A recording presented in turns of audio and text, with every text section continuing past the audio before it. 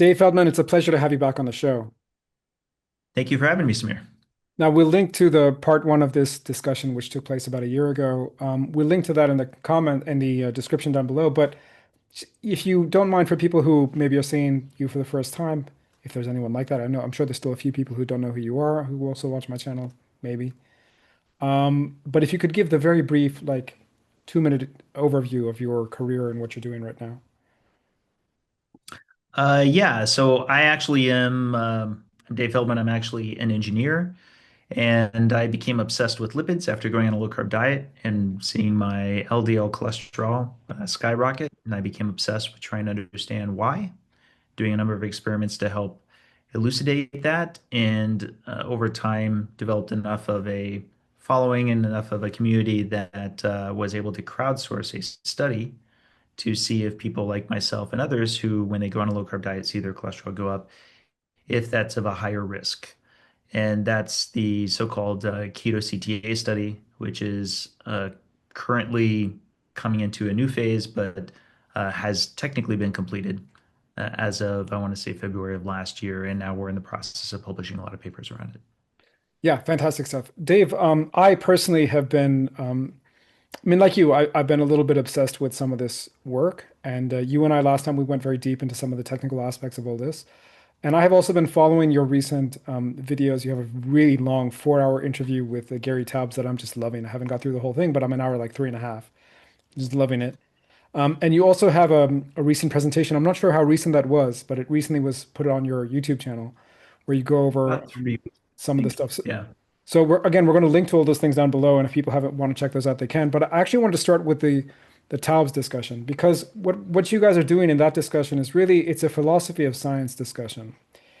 And so maybe I'll allow you to sort of elaborate. I mean, let's start there. Let's start with sort of Karl Popper, like what is the scientific process in your understanding?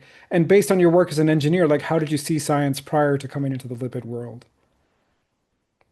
Well, that's the beauty of engineering. I feel like engineering has to go by scientific principles all the time. We have what we think works or what we think we can do, and then we go through a series of prototypes, and the prototypes are meant to test.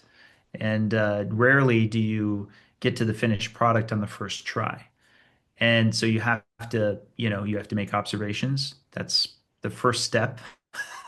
You have to come up with what your ideas around those observations are, and that ends up becoming, the forming of a hypothesis. And the key is these kinds of hypotheses, they're built on testing. You need to test this idea that you have as to whether or not you think it's true. So, for example, in the case of cholesterol, would having high cholesterol as a result of going on a ketogenic diet uh, result in a higher amount of plaque progression? That would be a good example of something that if you have a hypothesis, you say, I think it does or I think it doesn't, you can test that. So in the case of engineering, sure, I may have a program that I think is going to put together all of my emails in a certain order based on a certain criteria.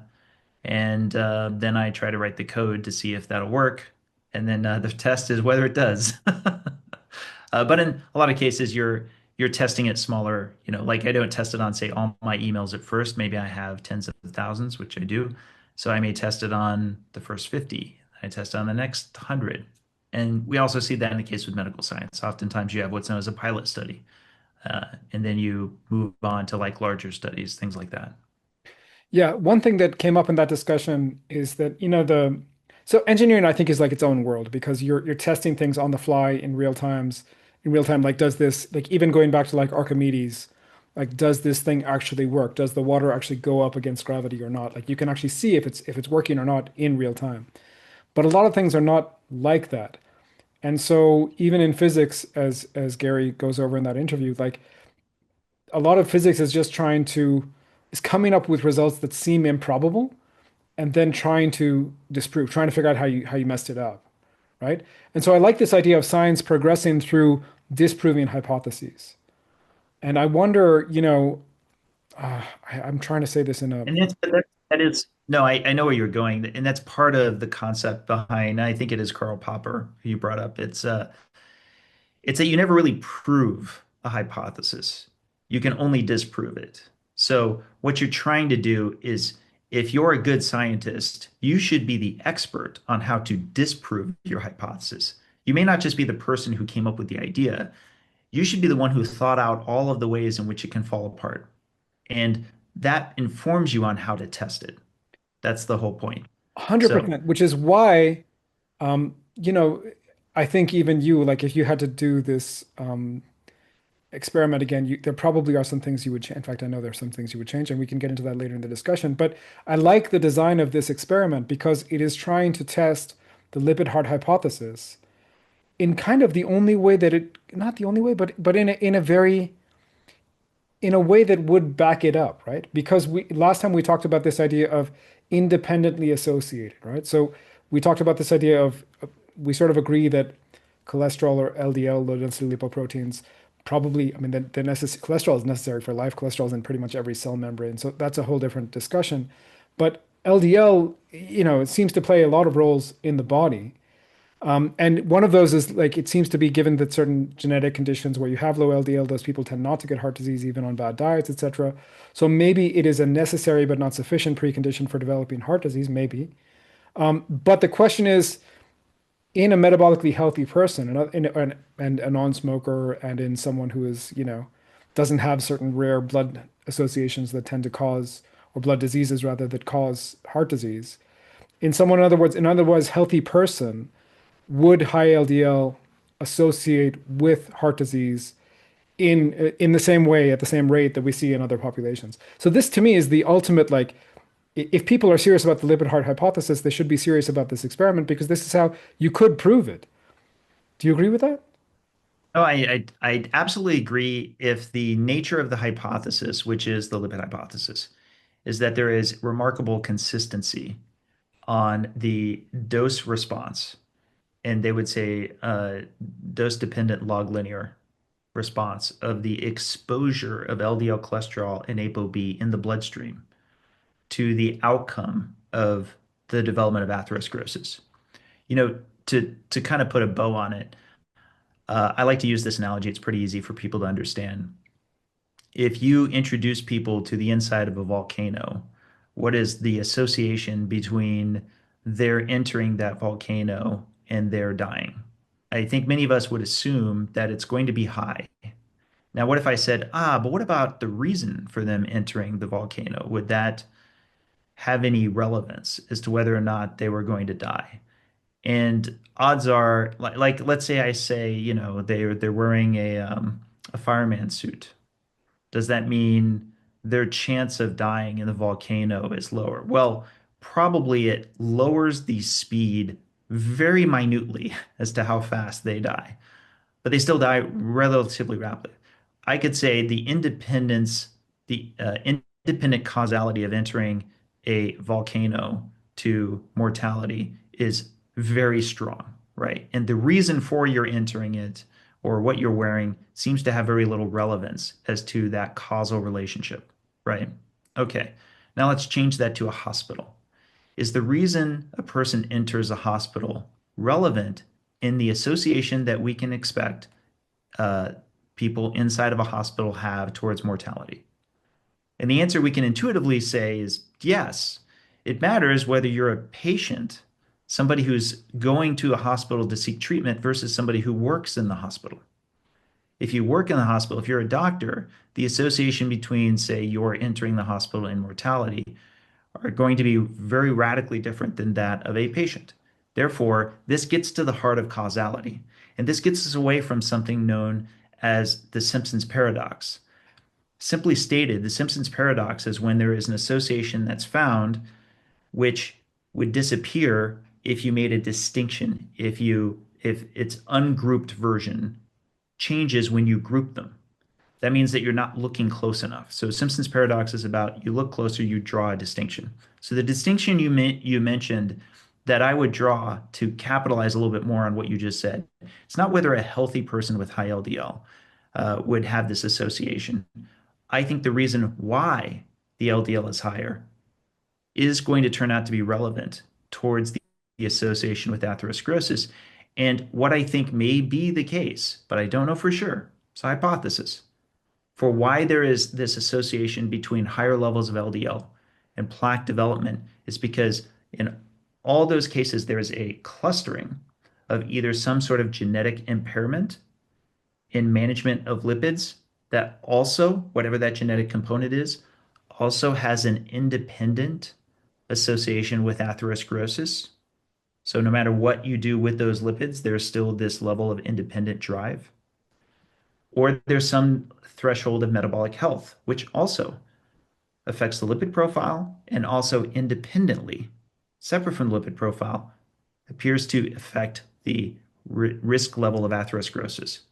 So here's where I can pull it all together, which is, wouldn't it be great if we could get that separation of the lipids away from these impairments, these dysfunctions, and other things that cluster together in all of the populations we've studied to this point that are themselves independently associated with atherosclerosis.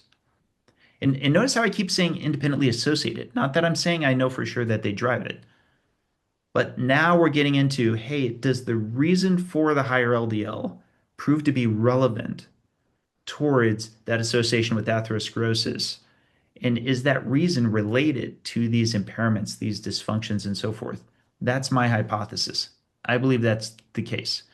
And the only way we could do that is if this phenotype emerged, lean mass hyperresponders, and we studied them. Yeah, fantastic stuff. So last time we had you on the show, we had some of the preliminary data. That was the study that was matched with the Miami Heart population. And what we found was that people who self-reported being on a ketogenic diet and having high ApoB for a number of years did not have significantly more plaque burden than those who didn't. Than a healthy match population in terms of they were matched with almost every variable except for the LDL ApoB variable. Have I stated that correctly, Dave? You have the one distinction that I think is worth calling out is the BMI was different between the matched population from Miami Heart and the one from our cohort. But to be fair, that was effectively inevitable. If you've followed my research for a while, it's the nature of the lower BMI that likely is the reason for the emergence of the phenotype. And so it'd be, frankly, I think it'd be next to impossible to find a matching group of the same BMI and with lower LDL level, just in general in a general population. It'd be definitely very extremely difficult unless you were intentionally trying to recruit against that. Yeah, fair enough, because we are talking about lean mass hyper-responder. It's in the title. The other change that I remember, it's been a while since I've looked at that data, but the other change was that I think your population, the LMHR population, was 8 to 10 years older than the matched Miami No, cohort. they were matched. They were matched in Match age. for age. Okay. So Age, ethnicity, um, and virtually all cardiovascular disease risk markers. And to be sure, when I say that the BMI was lower, I mean healthy BMI is considered, or the average, I guess you could say, is considered like say a 24 or 25. And I believe that the matched cohort was something like a 25.8. But to be fair, they had metabolically healthy lipids and so forth. So they would probably look, if to give a comparison, probably on average, they would look a little bit more like a build of, say, Tom Cruise or, The Rock or somebody like that, as far as there probably being a lot more metabolic health, a little less of there being over fatness. Uh, for example, there's lower blood pressure, there was low C-reactive protein, and no diabetes, things like that. yeah. So one question I have, is just I don't want to go too much into that study because we discussed it last time, but one thing that we didn't really discuss is when I look at that table, the Miami Heart table, I, if you see, because if you see the table that I'm talking about is where you see LDL is ascending or ApoB is ascending on the x-axis, right? And heart disease or plaquing scores on the y-axis. And you'll see that even in the Miami Heart, it's not like this. Like when you see the graph like this that people like to point to, especially the vegans who are in my comments sometimes, they will point me to this consensus statement by the European Medical Journal or something like this, 2018. You know exactly the graph I'm talking about, which looks like a linear, it has Mendelian randomization on it, has all kinds of stuff, where ApoB goes up, heart disease goes up, plaquing goes up. But in that, just to point out, and this is why some people may say that actually was this study even necessary, there is no association. In other words, as LDL is going up in the Miami Heart Group, there's no increased plaquing. So what would you say to the person who says, well, isn't that enough to already sort of make us question the lipid heart hypothesis? So a couple of things. The 2017 EAS consensus paper you're referring to, um, just a funny factoid. Almost everybody who sees the graph, like 99% of everyone who sees that graph, it's got the three lines of evidence and they're all in different colors. Technically, it's taken often as though it's higher LDL associates with greater cardiovascular disease outcome. It's actually the reverse case it's trying to make. It says exposure to lowering of LDL-C has a corresponding reduction in atherosclerotic cardiovascular disease outcome.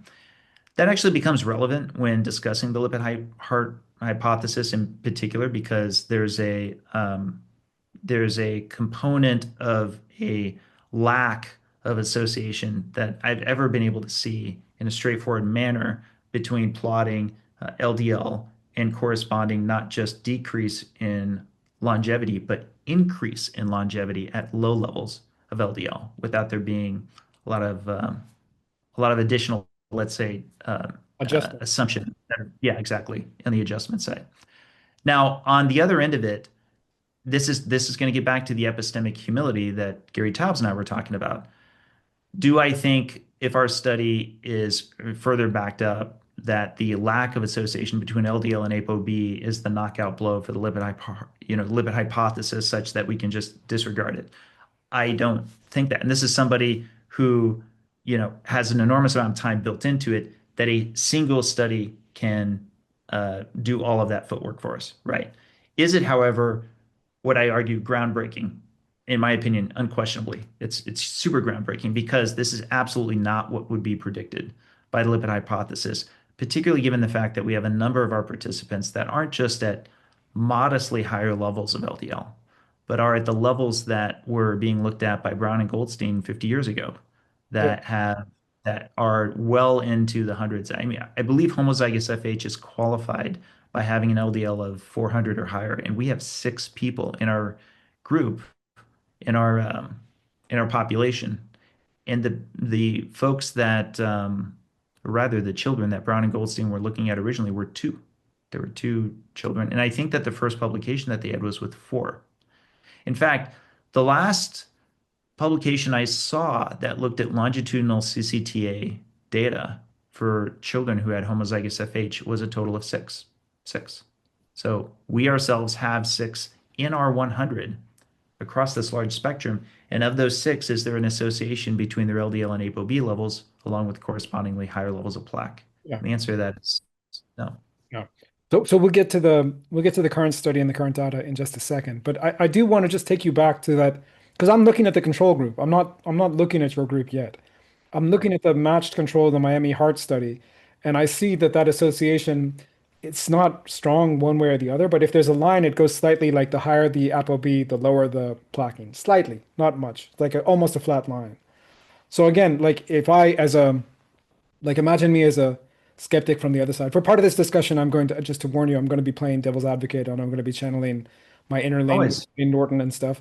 But for this part of the discussion, I actually want to go the other way and channel my inner, I don't know who it is, like Bart K or someone who's like, dude, why did you even do this study? Because when we look at real world population data, we just don't see that correlation. And the Miami Heart controlled group actually, it doesn't prove it, and we can't prove these things, but it is another sample which indicates that higher ApoB did not indicate higher plaquing. Do you agree with that assessment of the data, or have I got it wrong? No, but I do want to correct one thing that you said before. If somebody were to, like, for example, if I were to go to NHANES right now and plot against the general population on the association of LDL with all-cause mortality, right? It's true that there's not the association when you, for example, have the triad, when you have, I shouldn't say the triad, I'll just say specifically having high HDL, low triglycerides. I've actually done this regression many times before, and I share it every time I get back around to NHANES.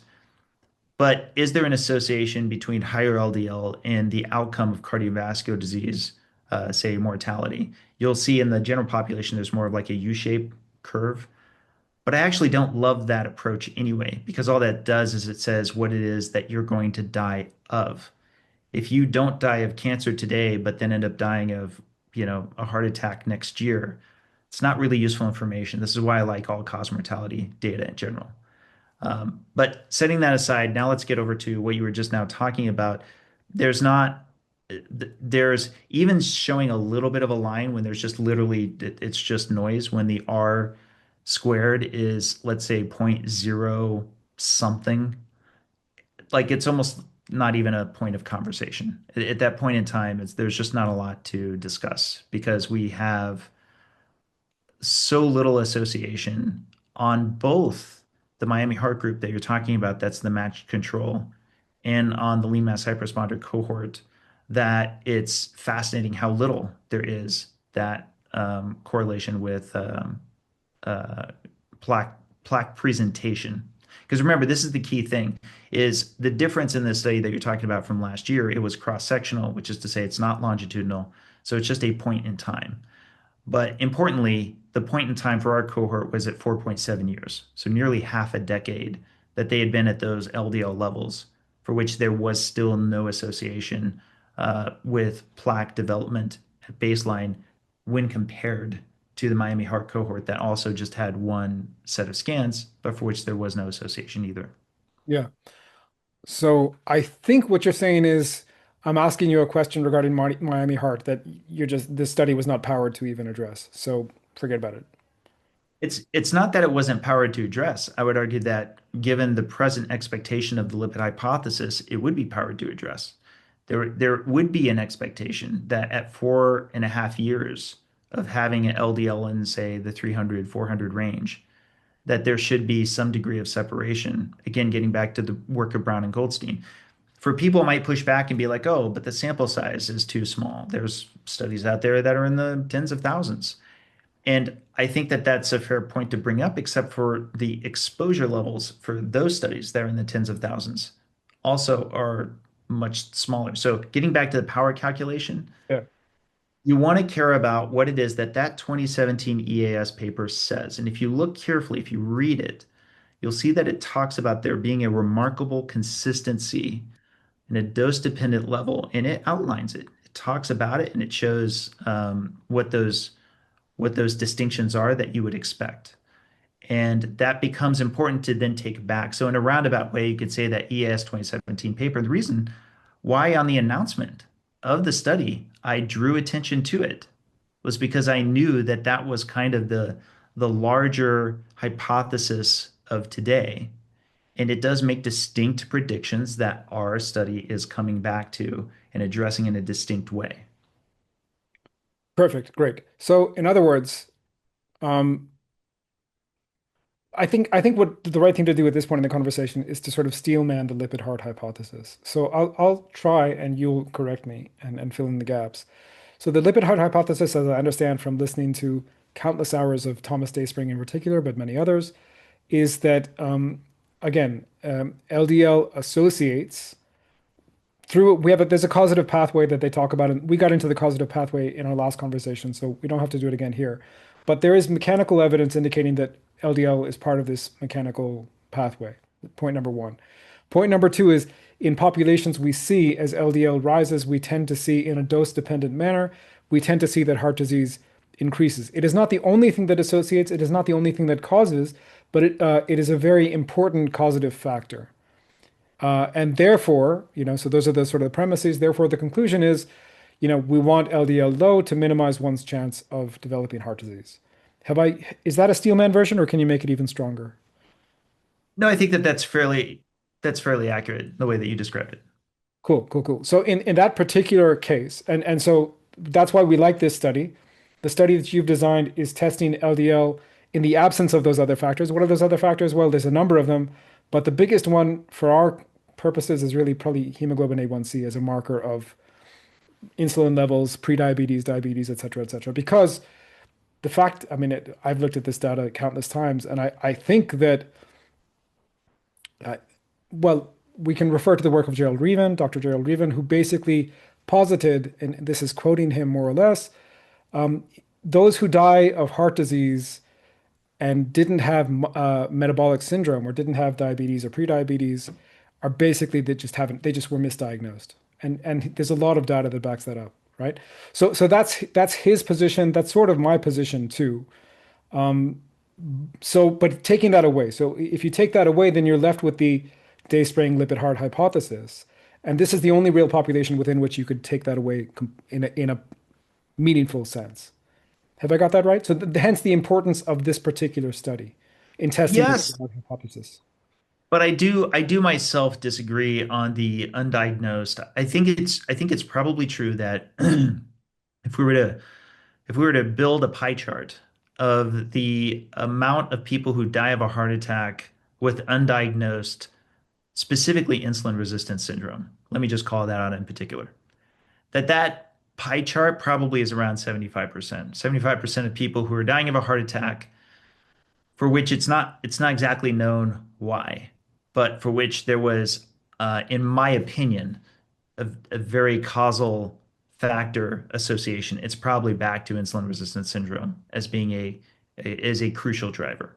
Now, that said, why do I draw that distinction? Well, I think that there's a 25% that includes a number of things that I've also been obsessed with that don't actually get as much discussion, including one that I was concerned would be in our cohort and may in fact be in our cohort, which is I'm also concerned about overexercisers.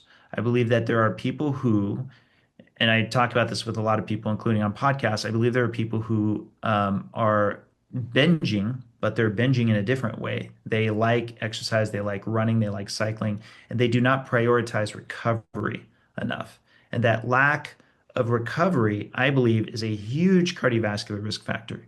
And I think it manifests in very predictable ways. So, for example, you've probably heard of, say, ultramarathon runners who by all accounts look like they're in fantastic shape. They go in and get a CAC and they find that they have a huge CAC score and they're stunned by that. And oftentimes the etiology of it is that like say the Widowmaker, the LAD, is highly calcified. Sometimes it's even like at a 99% occlusion and they don't understand how that's even possible. And it can even prove that they've bypassed it with neovascularization. And we won't get into all of that right now. But the point is, they look different, but they do have heart disease. And heart disease that would be considered concerning, and that if it was a family member of mine, I would say you should do something about it, even if you're asymptomatic. You should prioritize recovery. That's a big deal. That's another way to get to heart disease that's not as commonly known. It doesn't get nearly as much attention, right? I agree completely. We have comrades here in South Africa, so and I have clients who run comrades, which is one of those ultra marathons, and yeah, we have this discussion with them often. Yeah. Now, are there other things? Genetic components, uh, toxins, black mold, for example, I found out is a huge, huge problem, which, by the way, everyone should be mindful of. Try to test your house for black mold if you can. But yeah, all of these things are potential components that can play in. But that 75% piece of the pie is worth drawing lots of attention to, because it's not often talked about in specific to being a cardiovascular disease risk. And this is, in fact, probably one of my biggest complaints towards people who promote the lipid hypothesis as though it's the end all be all. Because you can believe in the lipid hypothesis fully. You could even say to us in our cohort in the study we'll be talking about, hey, I believe that your cohort, they're all developing plaque. It just may not be as high of a level as others who are metabolically healthy. You are implicitly acknowledging when you state that the metabolic health is such a huge confounder in reducing cardiovascular risk, and for that matter, the development of plaque, that I would expect anybody who says that to me to spend a correspondingly proportionate amount of time telling everybody how important it is to be metabolically healthy.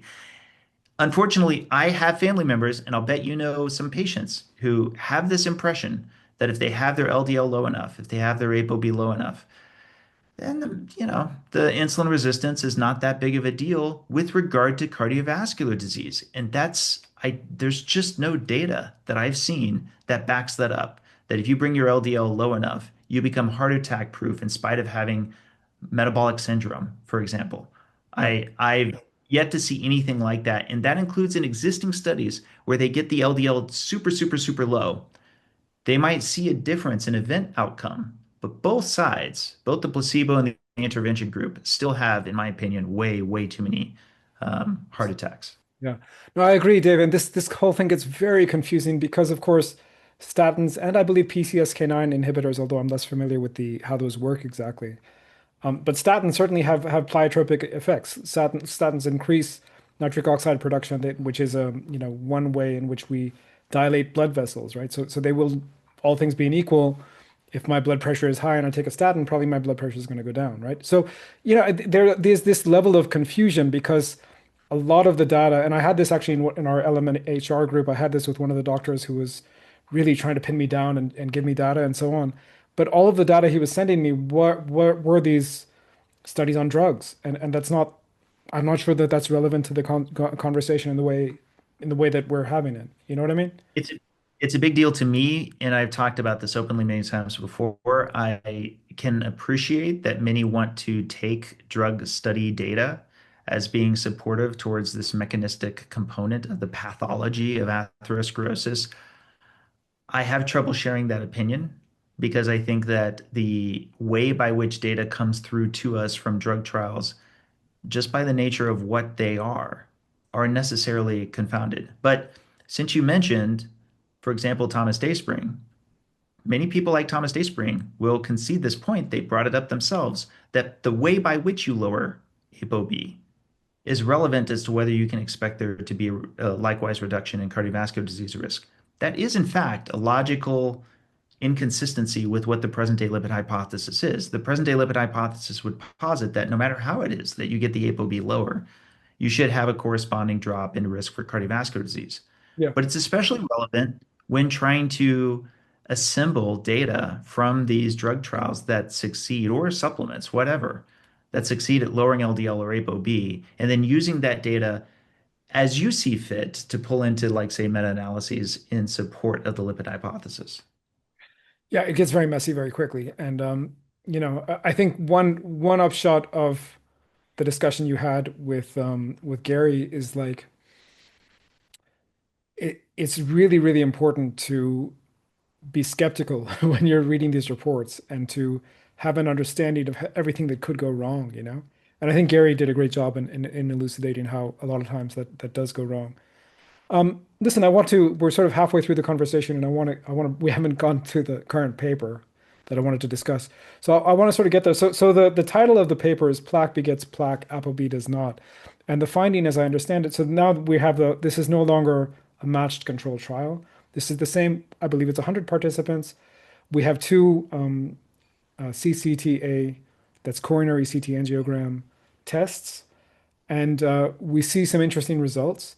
The initial paper referred to results from something called Clearly, and I wonder if you could explain a little bit what that is. Like when I first, I'm not familiar with, I'm sort of old school. You know, I'm trained as a historian and an anthropologist. That's what my PhD is in. So I'm looking at papers from like 50, 60 years ago. I'm not so familiar with the current AI and models and how they work and so on. So maybe you could walk us through a little bit about that paper, and what it showed and what it didn't show. Sure. First of all, the title has been updated in the corrections that we've done with the paper. We also did a title update where it was saying just data from, I believe it's something like data from the Keto-CTA study. Plaque predicts plaque, but ApoB does not, because basically those are the two major findings. When we were getting the data initially from a year ago, and this is part of the presentation that I gave, there were two analyses. One that I had been chatting about the most, which included from the match analysis we had just talked about previously, which is called semi-quantitative analysis. And semi-quantitative is you have expert readers like, say, Dr. Budoff and those who work with him, where they are blinded and they are going through and using a scoring system that's predetermined by the American Heart Association. They're basically going through the coronary arteries at different points that are of relevance and interest where their plaque typically develops. And of those 15 predetermined points, they give a score of between 0 and 3, 0 being no visible plaque, all the way up to 3 being severe plaque. And those semi-quantitative data, then can be put together so that we can actually make use of it and determine from there. Now, the semi-quantitative data is considered to be a little bit more direct and potentially can be, a little more prone to human error than something that's automated. And so there's a lot of excitement around automation with something like quantitative data, which tends to be more automated, tends to make use of more things like algorithms and AI and so forth. Now, when we had the semi-quantitative data set, we anticipated the quantitative data set would largely agree with the semi-quantitative, and it does in many respects. For example, the baseline plaque being predictive of future plaque progression proved to be true with both data sets, with both the semi-quantitative and the quantitative, which is through the service you just mentioned called Clearly. The second thing was that there was no association in either analysis between the development or between ApoB or LDL cholesterol and the development of plaque. There's just no correlation. It's all but non-existent. However, something that I was kind of calling attention to from like a year ago was they did seem to be somewhat different than what I was expecting given prior studies on the magnitude of change between both. Usually the magnitude of change is pretty close, but they were a bit offset there. And at that time, as I talked about in the presentation, I kind of pressed a bit on this, but the catch is that I actually, even though I'm the person who kind of initiated a lot of this research, I'm the funder. I'm the president of the Citizen Science Foundation, and therefore I'm hiring the Lundquist Institute to run the research. They can give me, checkpoints of aggregate data at certain points in time, and I can ask questions about it. And sometimes I can ask thoughtful questions that could be meaningful, but I can't press them on it. I can't say, I'd like to get a closer look personally, me personally, to the raw data. No, I need to be blinded from the raw data. So even though there was this oddity, and even though there was some acknowledgement by the team that there was some weirdness, they brought up some important points that were good points. One is that, hey, the two data sets do agree on two very major findings that are absolutely worth publishing. Second, they because of how low the plaque levels were, there was less of an interest in trying to do it in an aggregate level because there was heterogeneity in the group, which is to say that it's not easily summarized as one big homogeneous blob. And that to me, I felt like, was also a very fair point. But lastly, it also was kind of irrelevant to me in the sense that I would eventually get the data in hand after the paper was published so that I could take a closer look. And if there was any merit to what my concerns were, I could then bring it up at that point. That's actually what ended up happening. The paper got published on April 7th. Citizen Science Foundation took possession of the anonymized data set from Lundquist at that point on the 18th. And following the 18th, I did in fact find a number of issues that I brought to the attention of Lundquist and to Clearly right away. At that point, it got a lot more interesting. As you know, social media got very invested and interested in the paper, and we started doing a lot of behind the scenes and trying to get things figured out with Clearly and having them do a quality control pass.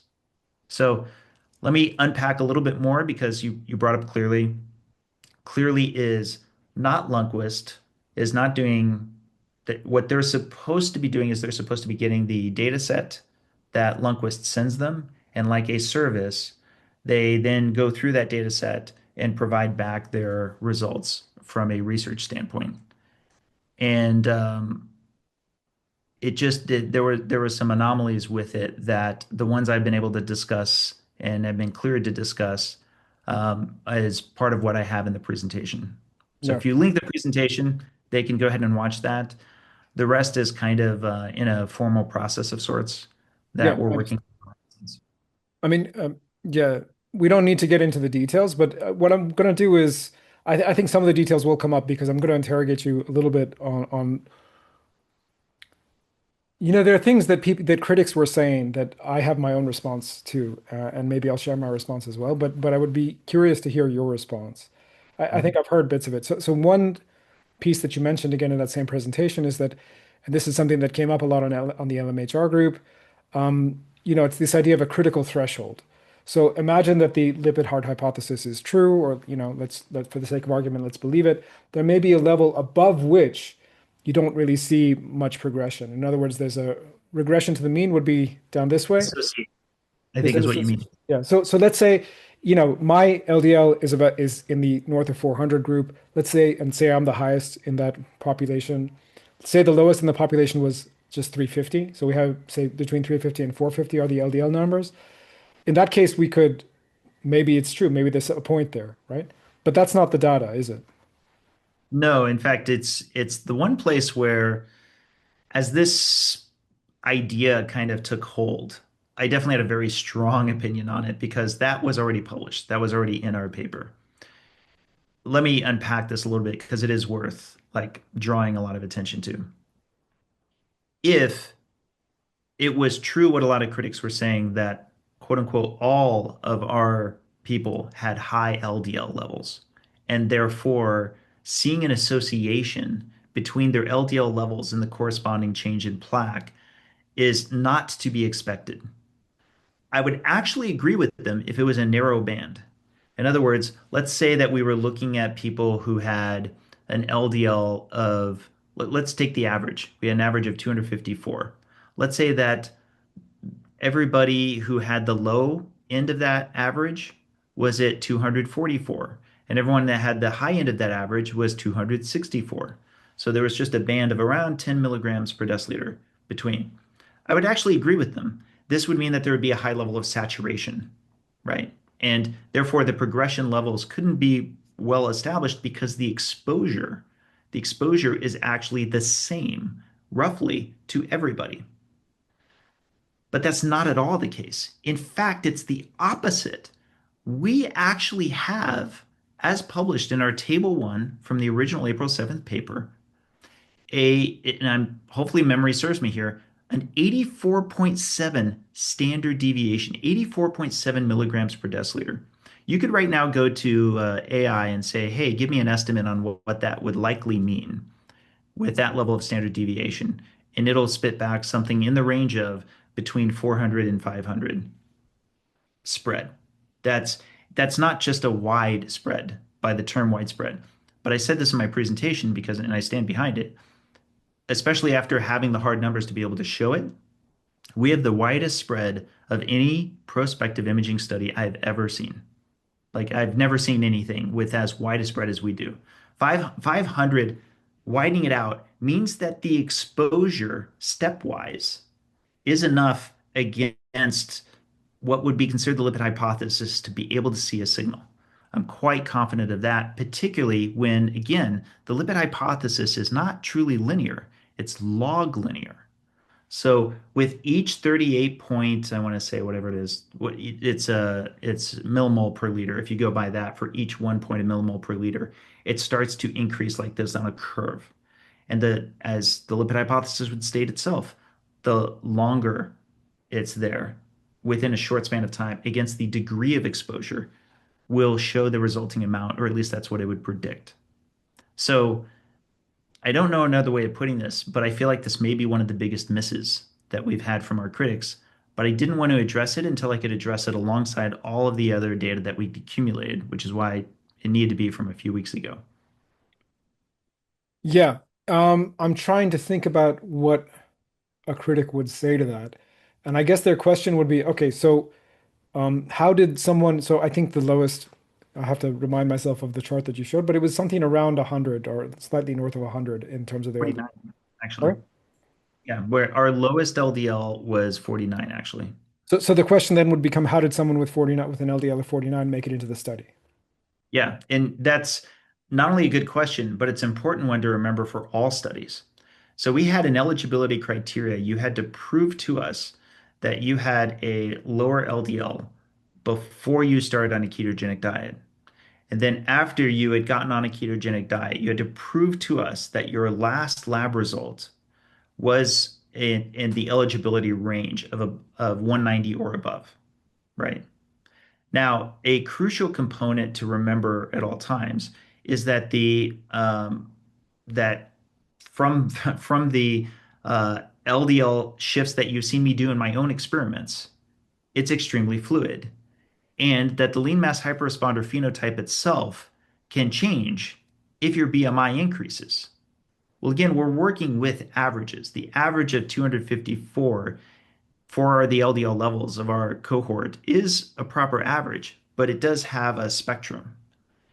And so you could be eligible for our study, let's say in a January lab result. You then apply for our study in August of that year. And then ultimately, we book your appointment for the next year in June. What are the odds that your LDL could change substantially? Well, again, it depends on how much your weight has changed, how much your exercise regime has changed. As I've mentioned many times before, some people may, for example, get into weight training, and I've long had the opinion that can be its own method by which LDL might go down. But conversely, that's not the only direction LDL can go. Some number of our participants may have had their LDL increase relative to the amount that it was. The question then comes back to the average. Does the average still show as what we would expect it would be? And that becomes relevant when, again, anticipating what the average would be for the 4.5 years average that they were on these levels. Yeah. But, Yeah, but what I was going to say is that I know, and I know I know you know that unfortunately or fortunately, or I don't know what it is, but co the COVID pandemic happened at the same time as some people were due to right. do studies. So And that's another confounder that has been brought up to me, which it's possible that that could have been a further impactor. Just to finish off on that last point, though, how this is a relevant question. How many people who did get their baseline LDL, for which we would see that they were lower than what the eligibility criteria, how many of our cohort had that? The total number is 17, but the majority of those, the vast majority of those, are above 100. So we only had, I want to say, two people that were below 100, one of those being the 49. But we actually had, I want to say, of those, I think 15 that were below the 190, with the rest, far, far above that. yeah, fascinating stuff. Okay, so I'm trying to think if that does it. So did you want to say something about the potential COVID confounder? Like what are you hearing? What are people? The concern a lot of people had was that perhaps that also could increase the potential on plaque development, because COVID itself could do it. There's, of course, a number of people who bring up the vaccination component and whether or not there's perhaps some factor there as well. Either way, part of the challenge is that we didn't collect data on COVID or vaccination status.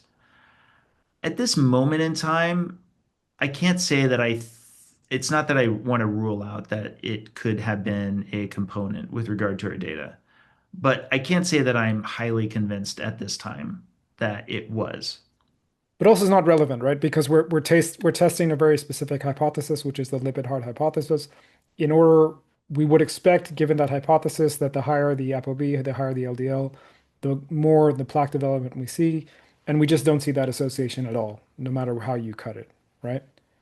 Right. I'm trying to steel man each side's position as best as I can, but in that case, like I said, I don't want to sound like I'm ruling out that these could have been components.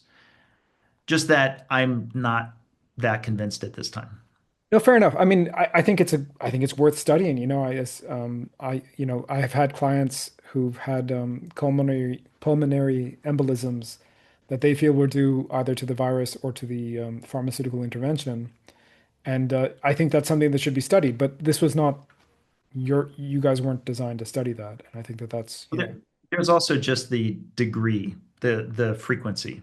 yeah. Like I think even many who believe that that is a very serious concern probably don't have the same assumption that it's at a frequency of, say, 1 in 10 people or something like that. In which case that might be more meaningful.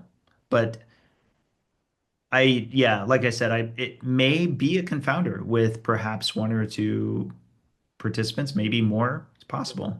Yeah. But Let's move on to the next criticism, which is that in actual terms, the clearly number was very high in terms of the rate of progression. So first, I think the important thing to say is that there are some participants, a couple, who experienced regression on over the 1 year, which is that something that we see in all I have studies to like correct. this? So I have to correct that. Yes. One, we reported exactly one per. So let's make a distinction. Of the two data sets, the semi-quantitative had six that showed regression. And that's a big deal because the semi-quantitative is not as granular as the quantitative. This, by the way, was one of the reasons why I was getting concerned pretty early on when the Clearly analysis came back, because I would have expected it probably would have, if anything, identified more regressors than, and I talk about this in the presentation. This is worth unpacking a little bit if you don't mind. At very low levels of plaque at baseline, which again, we didn't know for sure was going to be the case until we actually were seeing it. And then at very low levels of change in plaque, I would expect with any measurement tool, as you get lower and lower to below the noise floor, noise itself, you expect to see a wobble. You expect to see vibration. You may remember this from the presentation. I brought out a bathroom scale and I said, hey, I know this is, plus or minus about a quarter of a pound. And then I said, now if I do these two things, I step on it without my AirPod Pros, which are 5.3 grams, and then I grab my AirPod Pros and I step on it again, I'm objectively heavier, but I told you what the error rate is. Would anybody be willing to bet me $10,000 in this room that if I did this 100 times, these two things 100 times in a row, that the second step will always be higher than the first? Or that it'll never be low? No, of course, nobody would take me up on that bet. I wouldn't take me up. You don't even need to be a stats whiz. You already know that there's too much of a vibration, too much that's going up and down, such that even if it's objectively true that there's an increase, you would expect the wobble. So that brings me back around to my concern with Clearly in that there was not that wobble. And this brings us around to the regression. I believe that we should have seen some regressors at the smallest levels, even if they weren't true regressors, not because of a lack, not because of a biological regression, but because device error in measurement should have had some noise down there, for which we would need to be, straightforward on that that's what we would have expected. Not seeing that concerned me. We had exactly one non-calcified plaque volume regressor, and that's a non-calcified plaque volume, but not in total plaque volume. So if you add non-calcified plus calcified, they were 10 times that amount upward progression. That So we're again, still talking about the Clearly data, just to clarify. yeah, we're still talking about the Clearly data. I now have a correction to share. I now know that actually that was a clerical error that I can't get into, but I'll just say that I now know that no, in fact, the Clearly data has no regressors at all. And that to me is very concerning for the analysis itself.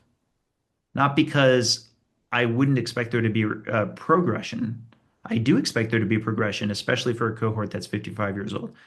But it's unlike any data set, both on the outside of our study and on the inside of our study, in that no data set in imaging has only progression and no regression. Even placebo groups in other studies will have some amount of regressors for the very reasons I'm talking about, not even necessarily that they're true regressors, but that at a certain level, you would expect some amount of negative numbers, especially if you're down there at the noise floor. Does that make sense? It makes sense. And let me just give an analogy from my own life. My mother, at my insistence, and she's, nearly 80 years old, she gets a CAC done every year. I said I don't I think maybe I should stop her from doing that, but she's doing it anyway.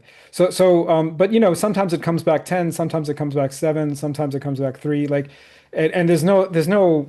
obviously I don't think there's any I don't think those numbers are meaningfully different. But when it comes back lower than it was the year before, she gets happy. And I'm trying to tell her I don't like it doesn't matter. Like it's just there's hardly anything there. You're good. You're a good doctor because I've said the same thing to family members of mine.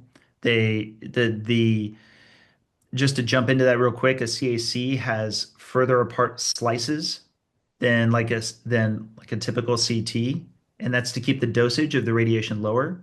but the calcification isn't spread out so that it'll be picked up by every slice. So it could be at the time that it's doing the slices, it's more between the two than it is on it. But that's all part of the error rate. So exactly right. When somebody comes back to me and they're like, "Oh, my CAC dropped by 3 since the last one." That's great. It doesn't mean a lot to me unless it literally went from having a CAC that was positive to a CAC of 0. Then that's a lot more interesting to me. But even then, per the slices I just talked about, it could be it just missed a tiny amount of calcification that was somewhere. At the end of the day, we should expect exactly the wobble you're describing in any set of data, particularly if we've got 100. And that's what I was expecting from Clearly. And while we haven't jumped into it yet, that is what we ultimately got when we got the later data sets. We got additional analyses that were from other companies, other independent methods, and they did include a number of regressors, including a higher frequency of those the lower you got below the noise floor. Right. Cool. So, the thing that sort of bothered me about some of the reactions on Twitter and so on is that a lot of attention was being paid to the Clearly data and not so much being paid to some of these other. I think the other data is not published. At least the other AI-backed quantitative data is not published, but the We're in the semi-quantitative data process of that now. in the Yeah. process of publishing now. But the semi-quantitative data was published, and we had Right. talks from Dr. Budoff and so on. I mean, for me, like Dr. Budoff is an actual like he's an MD PhD, right? So like if he's not concerned about his patients, or if his if he's not concerned about this group of patients, which is very clear from even the first talk back in April that he wasn't particularly concerned about this group of patients, then that's the real indicator, right? Because he's the doctor. Or am I just am I misreading something? I think that virtually everybody who's connected to this research, and as you know, I'm very careful to dismiss myself as giving any clinical advice or even something suggestive. But I'm happy to repeat what I know is kind of the consensus for my fellow doctor, colleagues, and this includes Dr. Budoff, is it's a two-step thing. Step one is if your LDL and your ApoB, shot up on a ketogenic diet, but you're otherwise metabolically healthy, you don't have other impacts, or you're on the right direction, right, to getting more metabolically healthy. Then the next step is to then do imaging. And if the imaging comes back that you're at low to no risk, there there is no data thus far that shows there's a reason to do something about it. That because this precedes our study. There already was, even in populations with monogenetic FH, they looked at this. There was not anything that showed an association between LDL and ApoB and corresponding outcome of cardiovascular disease if your existing plaque levels were low. There's just nothing that's there. Doesn't mean that there won't be some data that emerges. It's possible. It's just not there at this time. Now, to be not devil's advocate, but to steelman the counter case, hey, if you're not metabolically healthy, they care about that. And if the imaging comes back to medium to high risk, they care about that too, and they would want you to consider taking steps. So again, so to get back to the other point, so that's the point about the semi-quantitative quantitative data. We do have other analyses now that are going to be published soon, and you've sort of given some preliminary graphs at least. I can't recall if the graphs had numbers on them, but you've shown those graphs in the presentation. So do you think there's going to be as much of a fuss about that new data as there was about the Clearly data, or what do you think? But I mean, what's fascinating is I've kind of appreciated, here's the silver lining to all of this. We're kind of in a large scale social experiment, which you kind of alluded to. When are we getting attention and when are we not? When is the research getting a lot of talk and when isn't it? Right. And while there's a lot of discussion throughout all of this time in the low carb community, and I appreciate how much everyone's been interested in it, there's definitely been a difference that we've observed with the critics of our study because when the match analysis was out, how much was that getting talked about by, the critics of the study? What I've especially appreciated watching in real time is the pushback on imaging itself. You've seen that going back to the match analysis. Many were saying, You need actual events. A study needs to be much larger and needs to actually pick up adverse events when they happen. Imaging alone can't tell us. Nearly everybody who is saying that before of prominence, who I'm connected to, switched gears and suddenly we're embracing the clearly data. We're not embracing the semi-quantitative data. And even at the point where I made clear that we had the pre-registered methodology still to come, the Q-angio, there was pushback on that. There wasn't even the discussion that clearly wasn't actually part of our pre-registered methodology, but we were being very transparent in publishing all methodologies that are applied to our data set. So I don't want to say this as a kind of big call out, but I do feel it's worth drawing attention to because I think it may be predictive of what's to come. I think that as we have all four analyses in, and as we can see the comparisons between them, which you saw in the presentation, would I be surprised if there's not as much chatter on our study? Well, we've kind of watched that in real time, right? How much chatter have you seen in the last 3 weeks since I did the presentation? I mean, it's just me, man. Like it's just me. So Yeah, yeah, certainly it's being talked about in the group, but I've even reached out to many people I have a rapport with who were very opinionated on the study at the time that the Clearly analysis didn't have these corresponding other quantitative analyses alongside it. yeah, But that's why you got to just keep trucking forward yeah. on doing research. Yeah, I know that we're short on time. Do we have another couple of minutes, or how are you on time? Oh, good. So, just to sort of put a bow on the clearly stuff, as I understand it, and again, you'll correct me, and I may say things a bit more bluntly than you're able to, so I apologize for that in advance. Um, Basically, when you have this sort of very low level of plaque in a given population, the clearly I don't know, something seems to be a little bit wrong with it, and it seems to be overestimating some glitches. That's my interpretation of what seems to be going on because it doesn't match with some of the other data sets.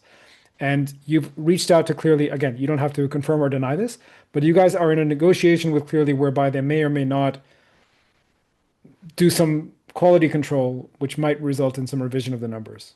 Have I stated that correctly? You don't even have to say if I stated that correctly. You can just say nothing. It's up to you. No, that is what I presented. What I presented is I was bringing to light that the CMO, who's also a co-author on our paper, agreed on doing the quality control pass.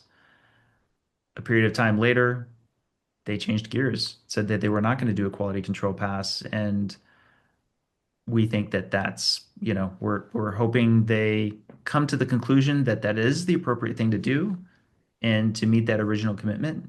And we'll see what happens. Cool. Fine. Great. So, coming back to like, I guess my question for you now is like, what are the next steps? Like, where do we go from here? Like, because to me, this is all super fascinating, but it's also not particularly surprising given, I'm a big fan of Dr. Jerry Reven and how his sort of metabolic theory of heart disease and so on. So there's nothing here that it's fascinating to me, but it's not surprising. Let me put it that way. And it should be one of many nails in the coffin of the lipid heart hypothesis, in my opinion. But you don't see it that way. So tell me, what's the next step? Oh, I don't think it doesn't interact with the lipid hypothesis. I definitely think it does. I'm just being epistemically humble in that I'm not going to treat this study, even for as much, blood, sweat, and tears as I put into this thing, that it's the end all be all. The study is absolutely groundbreaking. I think many would agree, even the people who are some of the strongest critics, that it's building on some very powerful data. I think lean mass hyperresponders have definitely made it clear that they're a group very worth studying. And yes, to get to the next steps, there are two important next steps. One is that we're going to do a third set of scans. I've got the money secured. The only question was whether it was going to be 4 year or 5 year. If it's 5 year, which I think is the more likely scenario at this point, we'd be starting in October of next year. But we still have a lot of logistics to do around that with the IRB and so forth. The other is I nearly have completed funding for another study that I've been having conferences around, like COSI and so forth, to get enough money for. It's going to cost a lot, and it's called our code name for it is the Triad Study. The Triad study, the key difference, there are two key differences. One is that it'll be a little bit more of a permissive eligibility compared to the LMHR study. Um, More on that a little bit later, but probably allow for lower relative HDL and higher relative triglycerides, for example. Possibly a little more permissive on some of the cardiovascular risk factors. And the other one is that it'll have a control group. So we intend to have a control group. Exactly what the shape and nature of the control group is what's getting discussed. But again, we're thinking in terms of both supporters and detractors alike. What would be the most powerful data that a lot of us could agree on the front end? Fantastic stuff. Fantastic stuff. Anything else you wanted to mention? Any other news for us before we sort of wrap up? Or any questions or anything? No, but I will say this. I absolutely appreciate the level of support that we've seen throughout all of this. I mean, I'm honestly dumbfounded at just how much this journey has gone through so many different steps. It's taken way more time than I ever thought it would, but it was worth the wait. And that it's great that we happen to catch all of this in a documentary. It's got this added chapter that we just got, and I'm excited. I'm excited for people to watch it. It's going to be fun. That's a good tease. So I saw somewhere a link to sign up to get the, or am I on a waiting list to get the documentary, but I haven't been able to see it yet. What's going on? No, there's a newsletter, and as it happens, I literally was working with their team on the draft of the next newsletter that's going to come out. So what you signed up for, which you can find at thecholesterolcode.com. Anybody's welcome to sign up there. That newsletter will be out soon, and past that point, there will be a whole bunch of updates on the film as it happens. So it's understandably, as the April 7th paper came out, and given that we have a little more room to add this last chapter, we were like, well, we don't want to miss the excitement of this last chapter. That's obviously a big part of the story. And so I'm excited to say that that got added, and it's going to be good. Good stuff. Good stuff. Dave Feldman, it's always a pleasure having a chat. I really appreciate your time. And yeah, hopefully we can continue this maybe even next year. Yeah, thank you so much for having me on again. Cheers.